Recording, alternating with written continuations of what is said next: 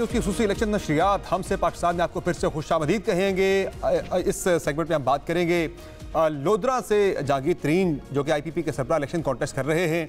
इस हल्के की डिटेल आपके साथ हम शेयर करेंगे।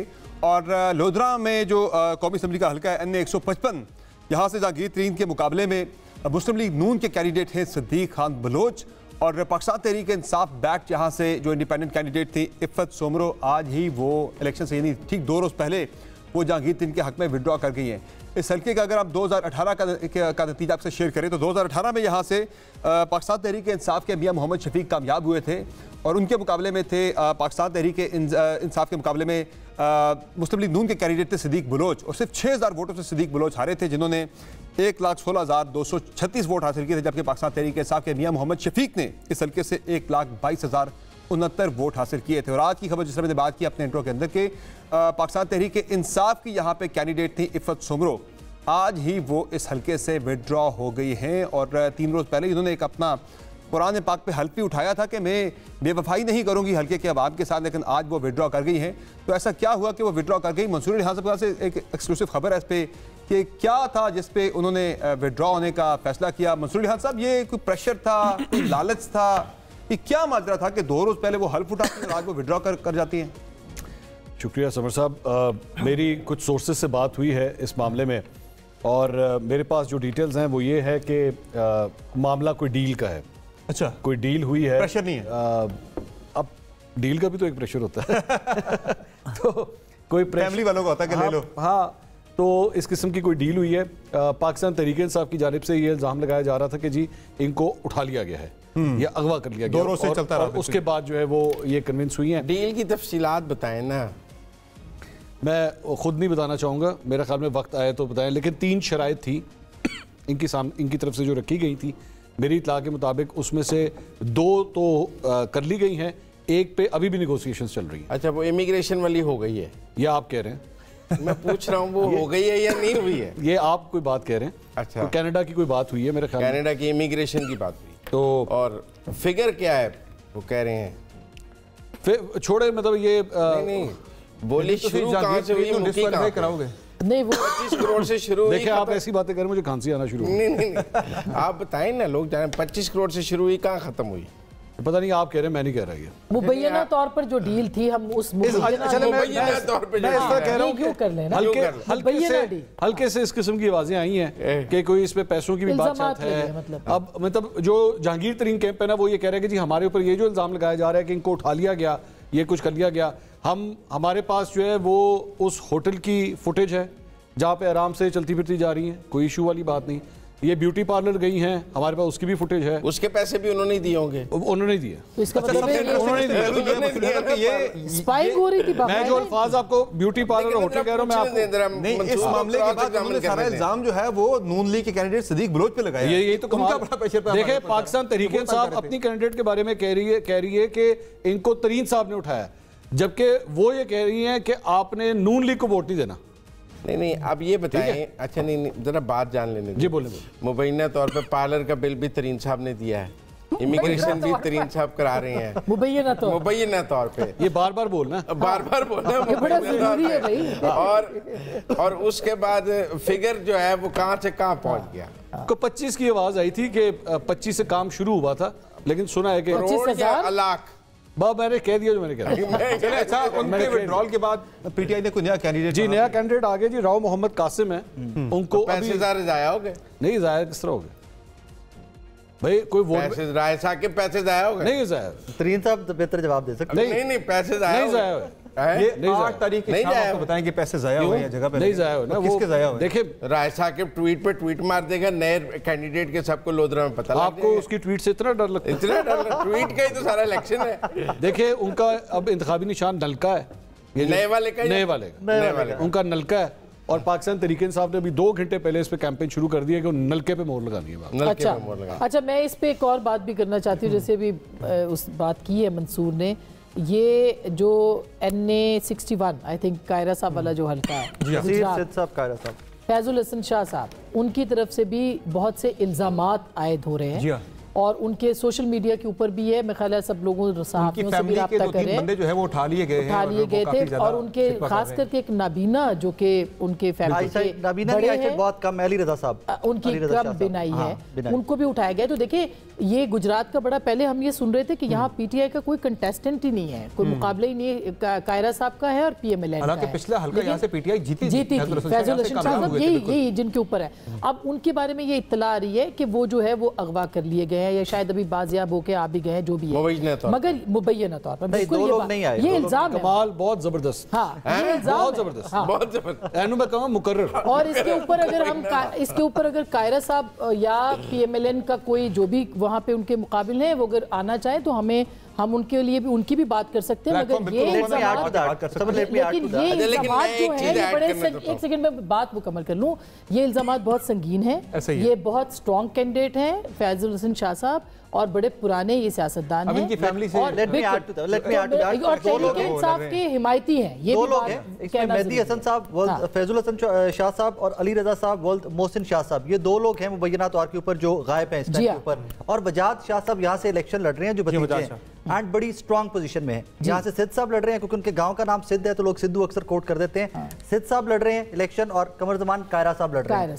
गुज्जर साहब को टिकट नहीं दिया गया पीएमएलएन की जानिब से। सो माय सोर्सेज क्लेम वैसे तो निगरान पंजाब हुकूमत से पूछना चाहिए, गुज्जर बिरादरी का सारा वोट किसी के भाई भी है, किसी के भाई भी हैं और कजन्स भी हैं काफी सारे और अच्छी पोस्टों पे हैं।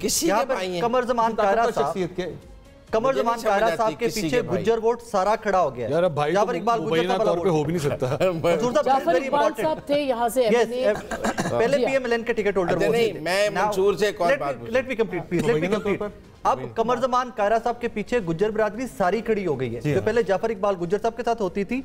और एक और चीज नॉट टू फॉरगेट, 2016 के अंदर जीटी रोड से पीपल्स पार्टी सिर्फ एक म्युनिसिपैलिटी जीती थी और वो ये थी कमर जमान कायरा साहब के भाई की। सो कायरा साहब का अपना वोट भी था।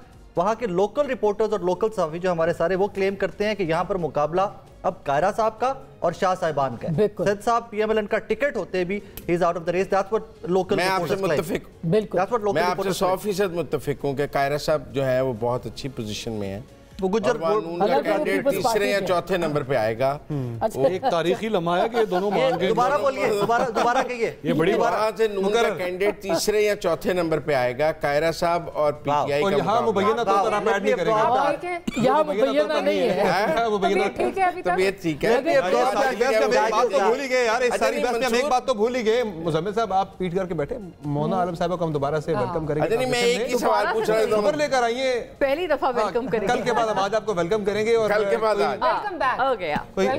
कोई ये नामालूम मुकाम से आई है, कोई अहम खबर भी लगता है, लेकिन वो जो हमें मालूम है, हमें तो ये पता लगा वो ऐलान करते हैं मैं आज से एंकरिंग छोड़ने का ऐलान करती हूँ। वो जो नामालूम है वो हमें मालूम है। अच्छा, जब खबर लगी इस खबर की तस्दीक तो नहीं है? नहीं, ऐसी तो मुझे कोई तस्दीक नहीं मिली है। अच्छा, हाँ, ऐसी तो कोई तस्दीक नहीं मिली है। बहरहाल मुझे नहीं पता आप लोग ये डिस्कस कर चुके हैं या नहीं। आप अभी स्टार्ट करते हैं। अच्छा, मेरा इंतजार, आप बताइए क्या ये सच है या गलत है? नहीं, फिलहाल मेरे पास इसकी कोई पड़ोसियों के बड़े हुकूक इससे ये पता चलता है कि मैं नामालूम नहीं मालूम जगह से होके। सही बात है इसको। हाँ। तो लेकिन ये कि दिस इज वेरी अलार्मिंग और बस क्या कहा जा सकता है इसके बारे में। क्या अलार्मिंग? कि ये इश्तिहार है और ये खबर नहीं है। क्योंकि शुरू में यही लग रहा था कि शायद ये कोई दो बात का कोई AI जनरेटेड न्यूज़पेपर है, लेकिन ये ऐसा नहीं था और ये इश्तिहार है।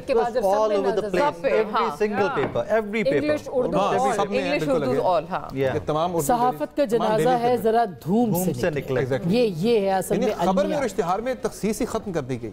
पूरा इश्तिहार जो कि आपके जो पढ़ने वाले क़ारीन हैं उनका हक है कि वो खबर पढ़े, वो इश्तिहार ना देखे। क्या वो इसको खबर की सूरत पड़ेगा जिस तरह से ये छापा गया है? इसमें फर्क है। देखिए, आप देखिए, ये जब आप देखते हो तो ये पूरी आपको वो खबर की तरह से सुर्खी लगी हुई है। जी हाँ, ऐसे लगता है खबर है। इन्हीं अखबारात के पीछे आप देखें तो ये नजर आ रहा है कि इश्तिहार है, ये पीपल्स पार्टी का नजर आ रहा है इश्तिहार है, ये इश्तिहार नहीं लगता, डिस्टिंक्ट लग रहा है, ठीक है। तो ये यानी कि सारे अखबारात में है, सिर्फ ये जंग नहीं है। मुजम्मिल साहब बोल रहे हैं, आप बताएं ना, इस पे जवाब ने दिया है इश्तिहार जारी कर रहे हैं। मुजम्मिल साहब से पूछे, जवाब दे, कहना भी चाह रहे हैं, वो कहना ऐसा पहली दफा तो नहीं हुआ। हाँ, वो मैं इसी का इंतजार कर रहा मगर जबर के तौर पे मैं इसी का इंतजार कर रहा मैं इसको स्मार्ट एडवर्टाइजमेंट, जस्ट बिकॉज़ के पहली दफा नहीं हुआ तो मैं इसको स्मार्ट मैं इसको डम जर्नलिज्म कहूंगा। ये खबर के तौर पे छाप नहीं, उन्होंने काला हाशिया लगाया, खबर नहीं है, आप समझ नहीं रहे। ये मैं अखबार में आज भी काम करता हूँ, जब ये लगा दिया तो ये इश्तिहार है, लीड नहीं है। अच्छा, ये इश्तिहार रीडर को नहीं पता ना, साहब रीडर को ये नहीं पता। जब आपने इसको बॉर्डर दे दिया तो ये इश्तिहार है, ये धोखा है, रीडर को नहीं पता। एक्सपर्ट घर में कारी धोखाधड़ी है। 2013 के इलेक्शंस में अच्छा कुछ टीवी पे कुछ एडवर्टाइजमेंट ऐसी भी बनी है जिसमें आपने खबर पढ़ते हुए दिखाया।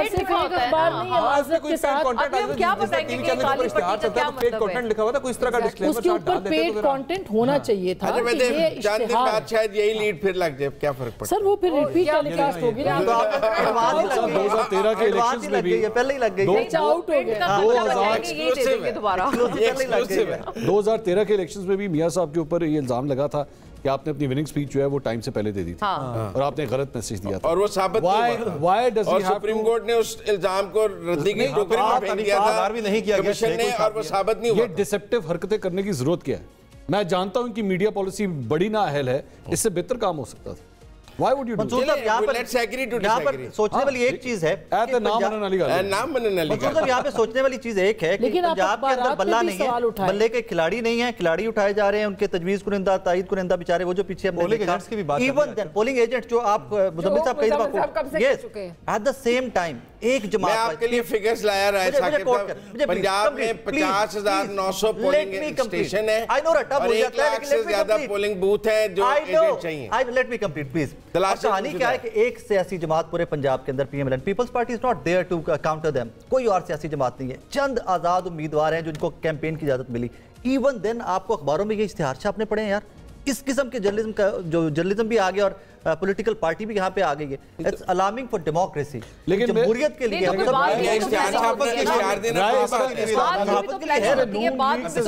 इसमें नून लीग से ज्यादा इन अखबारों का सवाल उठना चाहिए। बिल्कुल, तो कल को आप कोई भी फजूल चीज यहाँ पे छाप देंगे, आप जरूर कहूंगी, मैं ये जरूर कहूंगी लेकिन मैं ये कह रहा हूँ ये पहली दफा नहीं हुआ है, ये माजी में होता रहा है, ये होता रहा पूरे, लेकिन ये अखबारों पे और ये सहाफती ये ट्रेंड है, न्यूज़पेपर एक ब्रेक पे जाते हैं जी, एक ब्रेक पे जाते हैं, ब्रेक से वापस आएंगे। ठीक है जी, चलो जी ब्रेक पे जा रहे हैं नाज़रीन, एक ब्रेक लेते हैं, ब्रेक से वापस आएंगे, ब्रेक से वापस आएंगे, इस पे मजीद डिस्कशन होगी, हमारे साथ रहिए।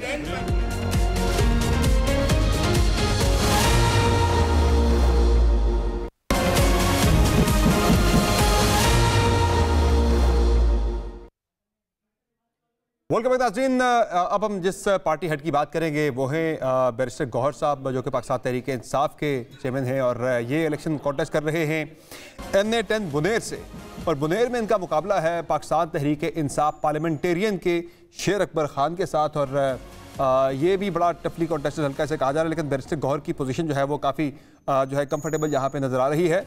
इस हल्के में 2018 में ये हल्का जो है NA9 बुनेर था और अब ये NA10 है, और 2018 के इंतखाबात में यहाँ से पाकिस्तान तहरीक इंसाफ के शेर अकबर खान कामयाब हुए थे। इन्होंने 58,317 वोट हासिल किए थे, जबकि इनके मुकाबले में मुस्लिम लीग नून के कामरान खान ने 39,213 वोट हासिल किए थे। अब की मरतबा शेर अकबर खान जो पिछली मरतबा के विनिंग कैंडिडेट थे, वो पाकिस्तान तहरीक इंसाफ पार्लियामेंटेरियन के टिकट से इलेक्शन कॉन्टेस्ट कर रहे हैं, जबकि उनका मुकाबला है पाकिस्तान तहरीक इंसाफ के बैरिस्टर गौहर खान के साथ। हमें ज्वाइन किया है पाकिस्तान तहरीक इंसाफ के रहनुमा बैरिस्टर सैफ साहब ने, उनसे जानेंगे कि तहरीक इंसाफ की क्या सिचुएशन है KP के अंदर और ओवरऑल पूरे मुल्क के अंदर, इस हल्के की बात भी करेंगे। बैरिस्टर सैफ साहब बहुत शुक्रिया, ये बताएं आपने बहुत शुक्रिया आप हमें ज्वाइन करने के लिए ट्रांसमिशन में। ये बताएं कि मुझे ज़रा पहले NA10 का बताएं, बुनेर का कि क्या सूरत हाल यहाँ पे आप देख रहे हैं, बैरिस्टर गौहर साहब जो हैं वो कितनी कंफर्टेबल पोजीशन है और ओवरऑल KP से इस पर आप कितनी सीटें एक्सपेक्ट कर रहे हैं?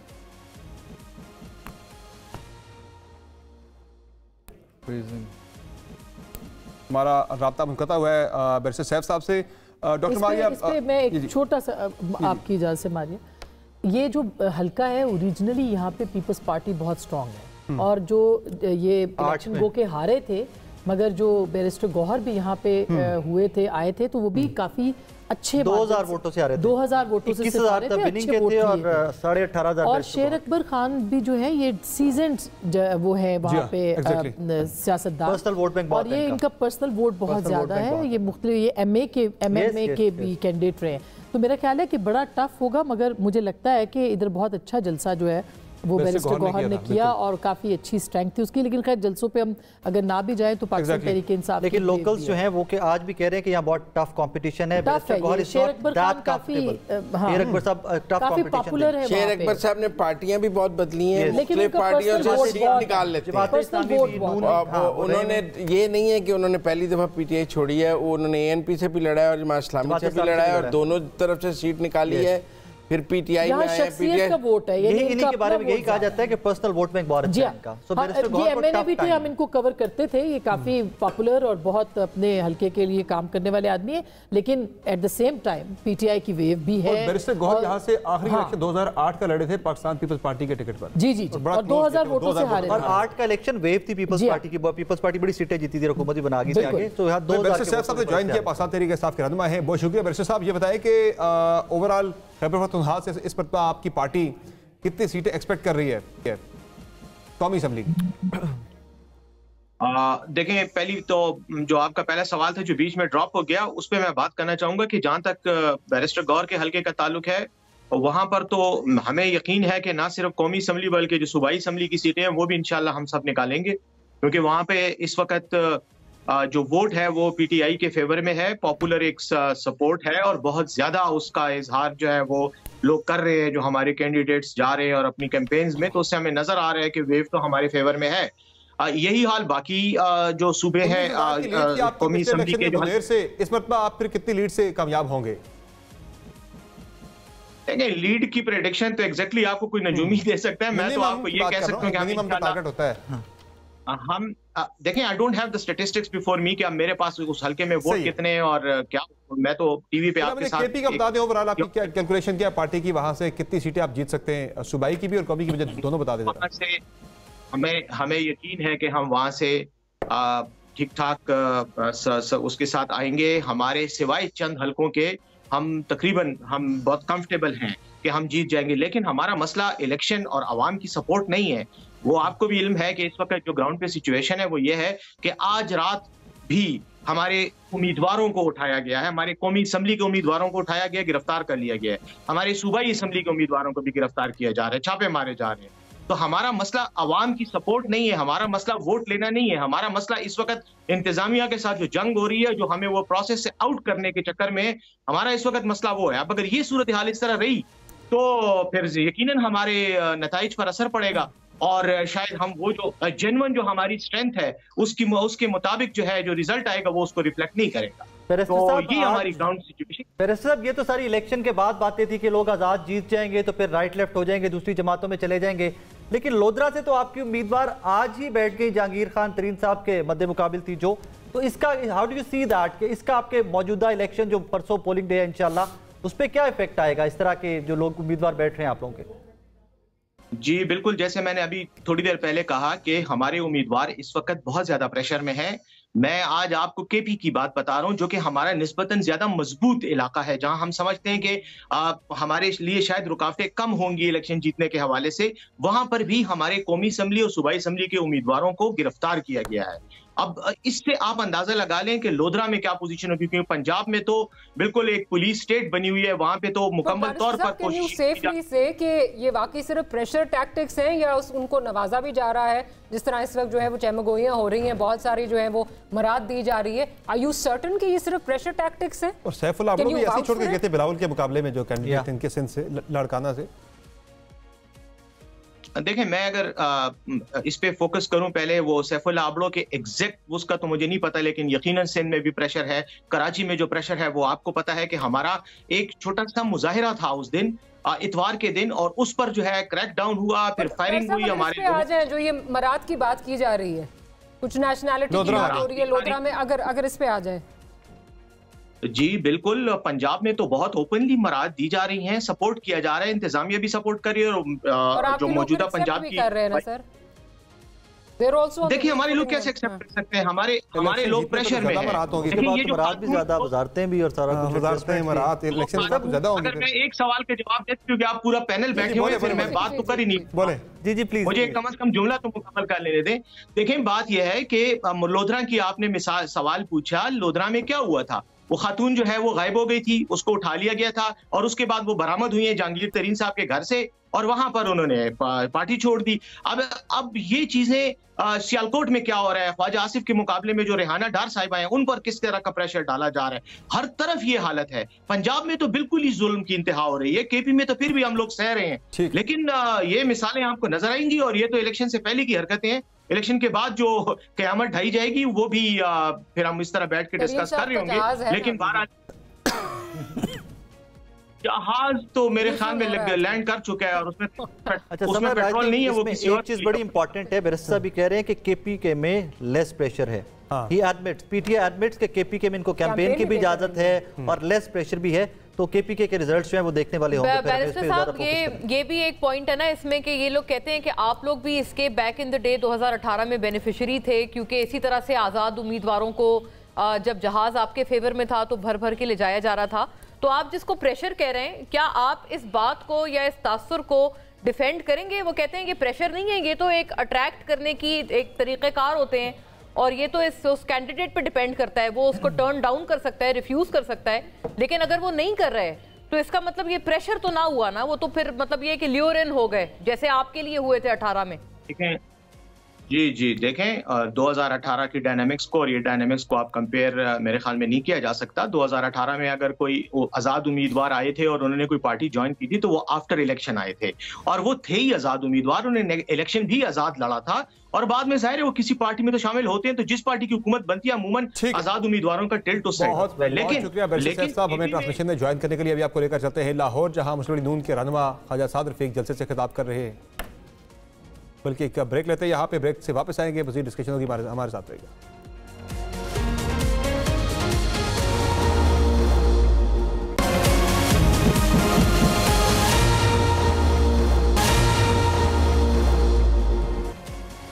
वेलकम बैक नाज़रीन। अब हम बात करेंगे बिलावल भुट्टो जरदारी की कि वो किन किन हल्कों से इलेक्शन कॉन्टेस्ट कर रहे हैं, कहाँ से उनका हल्का ज़्यादा महफूज है, कहाँ उन्हें टफ टाइम मिल रहा है। तो सबसे पहला हल्का जहाँ से बिलावल भुट्टो जरदारी इलेक्शन कॉन्टेस्ट कर रहे हैं वो है NA 196 कंबर शहदाद कोट और इस हल्के में उनका मुकाबला है जमीयत उलमा इस्लाम फे के रहनुमा नासिर महमूद सुमरो के साथ। और ये हल्का पाकिस्तान पीपल्स पार्टी का बहुत ही वन ऑफ द सेफेस्ट हल्का समझा जा रहा है जहाँ से बिलावल भुट्टो जरदारी इलेक्शन कॉन्टेस्ट कर रहे हैं। इसके अलावा जो सेकंड हल्का जहाँ से वो इलेक्शन लड़ रहे हैं वो है जी NA 194 लाड़काना 1 पीपल्स पार्टी का होम ग्राउंड और यहाँ उनका मुकाबला है जमीयत उलमा इस्लाम फे के राशिद सुमरो के साथ। और ये यहाँ थोड़ा सा टफ मुकाबला है और राशिद सुमरो और नासिर सुमरो दोनों भाई हैं जो बिलावल भुट्टो जरदारी के खिलाफ दो मुख्तलिफ हल्कों से इलेक्शन लड़ रहे हैं। जबकि तीसरा हल्का जो है बिलावल भुट्टो जरदारी जहाँ से इलेक्शन कॉन्टेस्ट कर रहे हैं वो है NA 127 लाहौर 11।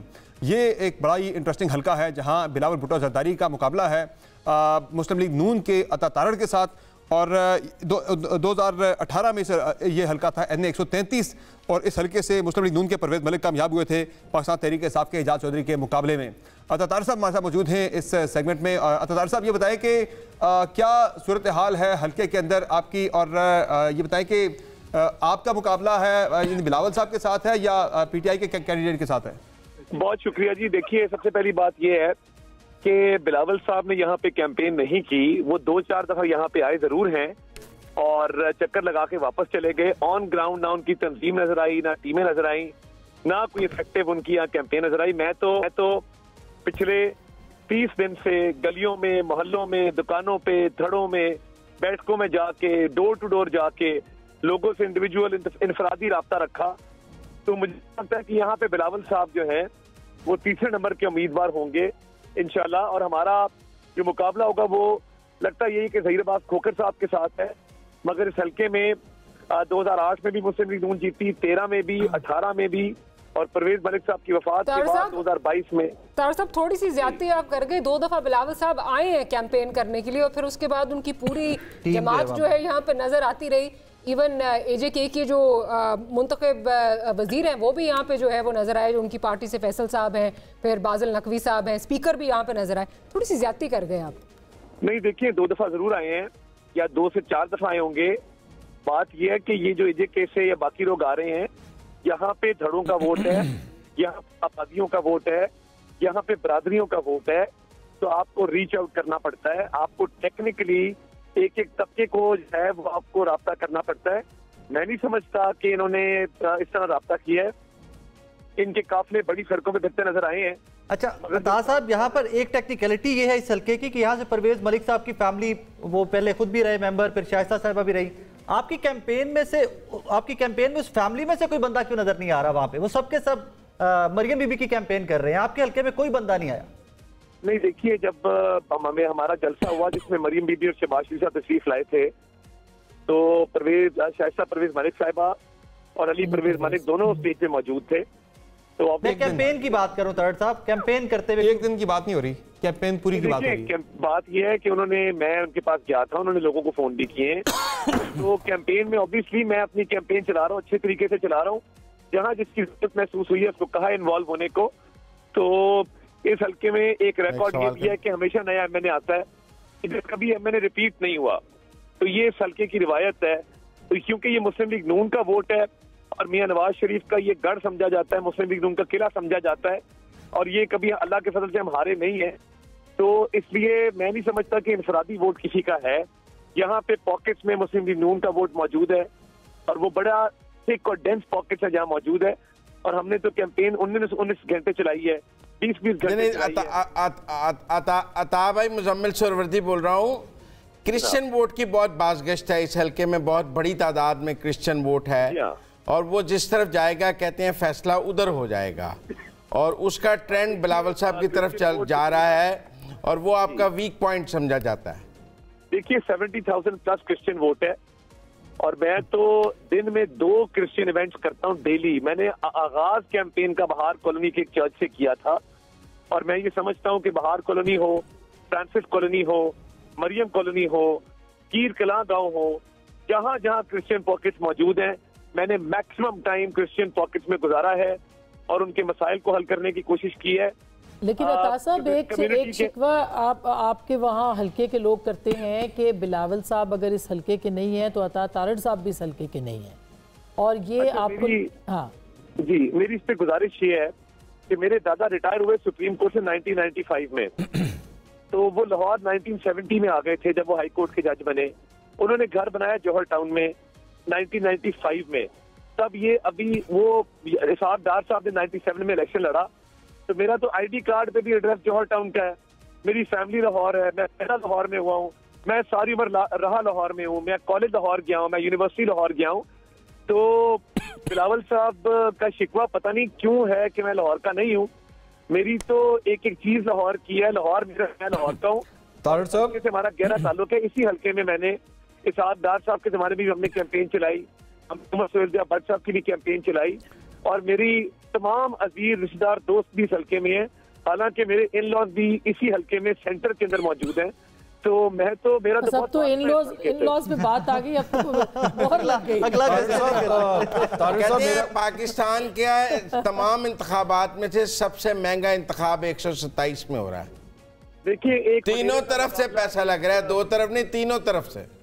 वडेरे का मुकाबला मैंने बतौर एक मिडिल क्लास सियासतदान की किया। अच्छा, और उन्होंने यहाँ पर मैं सेकंड करूंगा, तारड़ साहब पैसे नहीं उतने लगा सकते। एक सवाल जरा तारड़ साहब, ये 2 सवाल बल्कि हैं। ये वडेरा जिसको आपने कहा, उसी वडेरे को फॉरेन मिनिस्टर बनाया था आप लोगों ने? मंसूर साहब बिल्कुल बनाया था, आवाज पहचान गए, अलानिया बनाया था। वो आपके कप्तान को घर भेजने के लिए बनाया था, कोई प्यार मोहब्बत में नहीं बनाया था। और मैं तो उनकी पॉलिसीज को तब भी क्रिटिसाइज करता रहा हूँ जिससे इनका उन्होंने 15 साल में हाल किया है। ठीक। और उन्होंने जो बैड गवर्नेंस की मिसालें सेट की हैं, जब बारिश में पानी आता है तो ये कहते हैं कि बाहर के मुल्कों में भी आता है, बाहर के एजुकेशन से भी इनको कंपेयर करते हैं। अच्छा चले तारड़ साहब, अगला सवाल ले लें, अगला सवाल ले लें। वो ये है कि बिलावल साहब उठ के गए ताहिरुल कादरी साहब के ठिकाने पे और घेर लिया उनको। उसके बाद मिनहाज यूनिवर्सिटी के ग्राउंड टाउनशिप के अंदर उन्होंने जलसा भी कर लिया। तो आप लोग तो ताहिरुल कादरी साहब के साथ एक जमाने में बड़े सपोर्टिव रहे हैं, गलती नहीं हो गई आपसे, देर नहीं कर दी? अगर आप लोग ये चले जाते तो उनका एक बड़ा वोट बैंक जो इस हल्के में मिल जाता आप लोगों को। नहीं, मैं समझता हूँ कि वो उनकी सियासी गलती है। हमारा नेचुरल अलायंस तारुल कादरी से बनता नहीं था। और हमारा देखें मेरी फेवर में जो मरकजी मुस्लिम लीग है उसके कैंडिडेट खालिद गुज्जर ने मेरी सपोर्ट अनाउंस की है। खुरम नकवी साहब जो इधर मेन इमाम बारगाह टाउनशिप की उसके इमाम है, उन्होंने मेरी सपोर्ट अनाउंस की है। जो बंदी फिरके ने, बरेलवियों ने, ऑल अक्रॉस द बोर्ड मैं तमाम फिरकों के पास गया हूँ, मुझे सबकी सपोर्ट हासिल है। क्रिश्चियन कम्युनिटी मैंने जितने के पास गया हूँ, मैंने मेजर चर्चेस के अंदर जाके तकारीर की हैं। और देखिए मैं गलियों मोहल्लों के अंदर रच बस गया हूँ, मैं इतना ज्यादा यहाँ पे गया हूँ कि मैं आपको बता नहीं सकता कि मैंने डोर टू डोर कैंपेन 18 घंटे चलाई है। अभी आप अता साहब बात कर रहे थे, अभी अता बात कर रहे थे कि कराची में पानी बहुत आता है, जो भी है। अगर आप इस हल्के में फिरे हैं, बिहार कॉलोनी खास करके और मरियम कॉलोनी और दीगर कॉलोनीज, आपको वो हल्का देख के लगता है कि ये लाहौर के हल्के हैं? इतना वहाँ पे गंद है, कोई डेवलपमेंट नहीं है, तो आप ये भी तो कंपेयर करें ना। नहीं, मैं कंपेयर आपको बताता हूँ क्या करना चाहता हूँ। इस हल्के के अंदर ना जब ये मादरे मिलत रोड नहीं थी और ये मरियम कॉलोनी को कनेक्ट नहीं करती थी तो घुटनों घुटनों तक गड़े पड़े हुए थे। ये मादरे मिलत रोड माल रोड से बेहतर शहबाज शरीफ ने बनाई है, उस एरिया में कनेक्टिविटी हुई है। उस वक्त एक ट्रंक सीवरेज डाला गया था तब पानी ड्रेन करने के लिए। इधर technical university Tianjin technical university चीन के ताउन से बनी है, यूनिवर्सिटी ऑफ एजुकेशन बनी है, यूनिवर्सिटी ऑफ हेल्थ साइंसेज बनी है, हॉस्पिटल की एक्सटेंशन हुई है। कच्ची आबादियों की बात बिल्कुल हुई है, कच्ची आबादियों की बात साहब ये बताएं कि ये हल्का आपने खुद चूज किया था या पार्टी ने आपको यहाँ पे असाइन कर दिया? अब क्या चॉइस? मैंने 3-4 हल्कों में कागज जमा कराए थे और पार्टी पे फैसला था। तो ये जो अभी उन्होंने बात की ना डेवलपमेंट की, देखिए बिल्कुल डाउन ट्रॉडन एरियाज हैं, मैं ये नहीं कहता कि ये परफेक्ट हल्का है, हर जगह होते हैं, बट ये हल्का बहुत सारे हल्कों से बेहतर है। कमियां कोताहियां जरूर हैं, मगर इधर डेवलपमेंट हुई है कि जिसकी कोई हद नहीं है। और इधर मेगा प्रोजेक्ट्स भी आए हैं, गली मोहल्लों के अंदर भी जो है वो डेवलपमेंट हुई है। जो कमियां कोताहियां वो हमने पूरी कर दी है। अता साहब एक रिक्वेस्ट है, रेट क्या चल रहा है? अता भाई रेट क्या चल रहा है इस वक्त, ये बताएं ना आपके हल्के में। जो बिलाल साहब ने रेट निकाला है वो 5000 इस वक्त, आज का रेट 5000 है। आपका क्या चल रहा है? अता साहब एक रिक्वेस्ट है, वो कह रहे हैं 20,000 रेट चल रहा है आज, इस वक्त तो 20,000 रेट है। वो जो वीडियोस थी अता साहब, कुछ मुबैना वीडियोस हमारा मुबैना आज हमारा पेट वर्ड है। अता साहब ये बताइए, ये वो जो वीडियोस थी उन पे आपने रिप्लाई किया कि अगर मैंने ये किया है तो खुदा की लानत हो और अगर उन्होंने किया है तो भी खुदा की लानत हो, लेकिन कुछ क्लैरिटी के साथ वर्जन नहीं आया कि वो जो आपके पोस्टर्स वहां लगे हुए थे और पैसों के लिए लोगों ने कतारें लगाई नहीं थी, वो एग्जैक्टली था क्या? फिर आपकी डिफेंस क्या है? मैं बता देता हूँ। देखिए जिस दिन मुझे पता लगा खरीदो फरोख्त हो रही है, मैंने इंतजामिया से राब्ता किया, उन्होंने रिस्पॉन्स ना दिया। मैंने इलेक्शन कमीशन में राब्ता किया, उन्होंने थोड़ी ताखीर की, तो मैं मीडिया के कैमराज लेके 5-6 चैनल के DSNG समेत जहाँ खरीदो फरोख्त हो रही थी वहाँ चला गया, छापा मारा, कुछ सामान बरामद किया, सूरह यासीन के सिपारे, बाइबल और मुख्तलिफ जो है वो गैजेट्स वहां से मैं लेके थाने चला गया।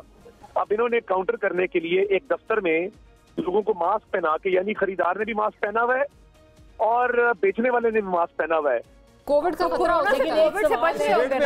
एक सवाल है कि आपके साथ पुलिस गई, आप उनको लीड कर रहे थे, क्या एक अपोनेंट के तौर पे ये मुनासिब कदम था कि आप खुद जाते? आप पुलिस आपके साथ गई, पुलिस खुद चली जाती? पुलिस नहीं गई मेरे साथ, पुलिस मेरे साथ खुद आप गए तो ये भी गलत था। इसका तो मतलब है कि आपने हल्ला बोला ना। मुझे आप बता देना, यानी इंतजामिया रिस्पॉन्ड नहीं की उस वक्त। इलेक्शन कमीशन ने दैट्स न्यूज़ टू मी कि PMLN के कैंडिडेट को इंतजामिया ने रिस्पॉन्ड नहीं किया। That's news to me. I will be very honest. Bilawal साहब के हाथ बहुत लंबे हैं, मैं बिल्कुल पूरा लड़ रहा हूँ और इंशाल्लाह हम जीतेंगे। बात सिर्फ इतनी है कि मैं जब मीडिया के कैमरा साथ इसलिए लेके गया था कि हर चीज क्लियर नजर आए कि वहां से क्या बरामदगी हुई। इन्होंने एक झूठा ऑफिस बना के मेरी फ्लेक्सें लगा के, तो हमने तो कोरोना में मास्क नहीं पहने, तो दफ्तर के अंदर हर बंदे ने मास्क पहना हुआ है और हिडन कैमरा जो होते हैं ना वो साइड से वीडियो बनाते हैं। क्लियर वीडियो शादी की मूवीज की तरह नहीं होती कि कैमरामैन मुंह पे खड़ा होकर वीडियो बना रहा है। इन्होंने जो वीडियो बनाई, मैं अता साहब आप माशाल्लाह लॉयर हैं, इन सब बातों को जो आप कह रहे हैं ना, इनको सर्कमस्टेंशियल एविडेंस कहते हैं। तो ये सर्कमस्टेंशियल एविडेंस है, कोई सॉलिड प्रूफ नहीं है ना? नहीं, देखिए बात ये है, मैं या मेरा पार्टी का कोई मेंबर मेरे कहने पे डायरेक्टली या इनडायरेक्टली या किसी और के कहने पे, मेरी पार्टी के किसी और बंदे के कहने पे अगर ये हुआ है, खुदा का अजाब मुझ पे नाज़िल हो अगर मैंने वोट खरीदा हो। अगर खुद से खरीद ले तो खरीद ले पार्टी के लिए। से जरा बाहर निकलते, जरा पूरे पंजाब की बात कर लेते हैं कि पूरे पंजाब से आप कौमी असेंबली की कितनी सीटें जीत रहे हैं? देखिए मैं तो ये समझता हूँ कि हम इंशाल्लाह ताला सिंपल मेजॉरिटी बड़े आराम से हासिल करेंगे और पंजाब में हम 90 का फिगर क्रॉस करेंगे। और पंजाब में एम्बिशियस टारगेट रखो सर, एम्बिशियस टारगेट रखें। आप तो सिंपल मेजॉरिटी पे आप फंसे हुए। 2/3 की बात करें तब जाके सिंपल मिलेगी। सिंपल की बात करेंगे तो सिंपल से कम ही आनी है सीटें फिर। अता साहब मद्दे मुकाबिल तो आपके है कोई नहीं, बल्ला नहीं है, प्लेयर्स नहीं है, तो आई थिंक अब तो 2/3 की बात करनी चाहिए आप लोगों को। सिंपल मेजॉरिटी पे क्यों अड़े में? आई थिंक हमारा राब्ता है नहीं, बस बहुत हो गया। आप लोग कॉन्फिडेंस की कमी है, काफी सवाल बनाए, सवाल कर। जनाब स्पीकर ये देखिए, बकाया सवाल आपसे कर लेते ना जनाब स्पीकर, ये ज्यादती है। मैं बकाया मुजम्मिल साहब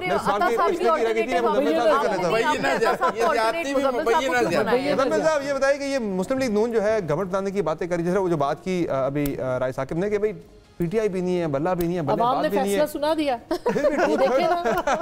फिर 2/3 की बात क्यों नहीं करें? वो सिंपल मेजॉरिटी 2/3 के बाद मार्शल लॉ लग जाता है। अच्छा, आपको 99 नहीं याद है? सर 2/3 की वो 2/3 की कोशिश करेंगे तो सिंपल लगेगी, सिंपल की कोशिश करेंगे सिंपल से कम। सिंपल मेजॉरिटी रखनी है, 2/3 के बाद मार्शल लॉ लग जाता है। अच्छा शगुन ठीक है, अच्छा शगुन नहीं है। जमहूरियत में बिलीव करते हैं, जमहूरियत के तसलसल पे बिलीव करते हैं। कहने लगे 2/3 के बाद कारगिल हो जाता है। उन्होंने यही कहा कि मार्शल लॉ लग जाता